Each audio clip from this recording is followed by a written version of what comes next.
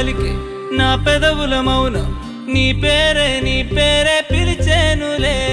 నీ పిచ్చితోనే అల్లాడే ప్రాణం నిన్నేలే తలచేను